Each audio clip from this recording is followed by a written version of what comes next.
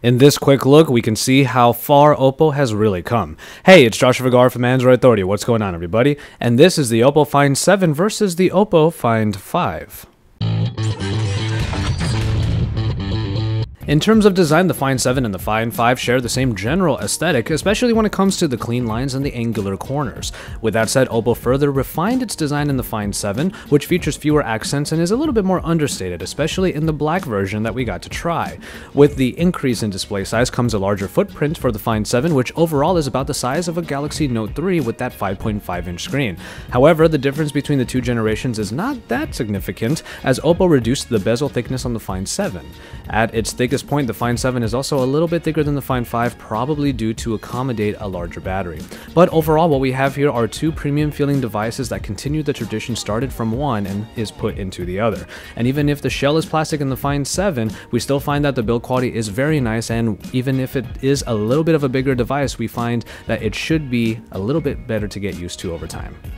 Speaking of traditions, when it comes to the displays, the Find 7 continues the tradition of the Find 5 in terms of display quality, as the Find 5 was one of the first 5-inch 1080p displays to come out on the market. The same goes for the Find 7 in that it is one of the first Quad HD displays out, and that has a resolution of 2560 by 1440, which is just incredible for a 5.5-inch device. Now, while the pixels aren't necessarily visible on the 1080p Find 5, upon close inspection you do notice the extra density in the Find 7, and we have comparisons of these pixel densities available on AndroidAuthority.com. Nonetheless, the viewing angles were great on both devices and the colors were very vivid. But as a caveat, we did have to say that the Find 7 we used was a pre-production unit and its display was not fully calibrated, but even so, it was still one of the most photogenic displays that I've ever had the pleasure of filming or photographing.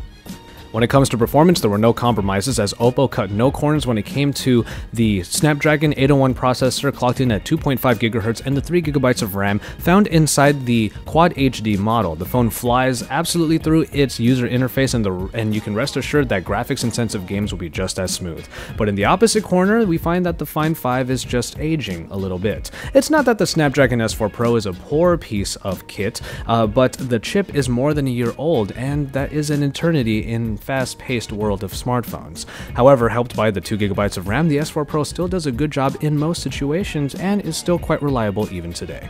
As we move on to hardware, we find that it's not just sheer speed that Oppo added into the Find 7, but there are also very welcome additions, especially in the forms of a micro SD card slot that can support cards up to 128 GB in capacity and a large removable battery, all located under the removable back cover.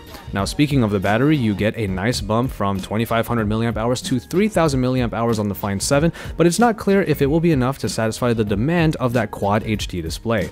But the good news here is that the Find 7 comes with a fast charging technology that should enable it to charge from 0 to 75% in just 30 minutes. Granted, you will have to use the included charger, but that's probably a small price to pay for such fast charging times.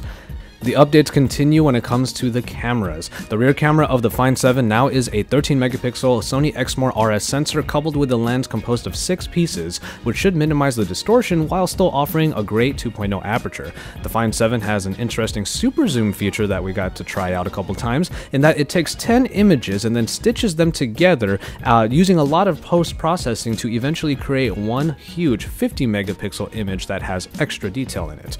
The front camera is no slouch either, as the 5-megapixel sensor and the wide-angle lens put onto it means that your friends will look good in video chats and selfies.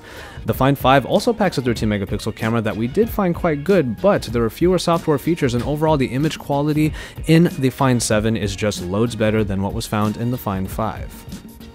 And finally, we move on to software. Now, while both of these phones run what is considered the Color OS, the one found in the Find 7 is very much like the one found in the Oppo N1, and that evolution was already great compared to the one found in the Find 5. The Find 5's rather oddly shaped and rather colorful operating system wasn't quite our bag at first, and it was more than simplistic to say the least, without too many bells and whistles found underneath, but it did get the job done in most cases. Move forward to the Find 7 and you'll find that the UI, while still keeping that rather ethereal and somewhat colorful and somewhat oddly shaped tone throughout its operating system, you find that the Find 7's version of ColorOS is actually highly functional. There are a lot of ways of taking advantage of everything that is underneath the hood, including various places to do gestures like the gesture panel, and also even by using the sky gestures, which we demonstrated in the first look video.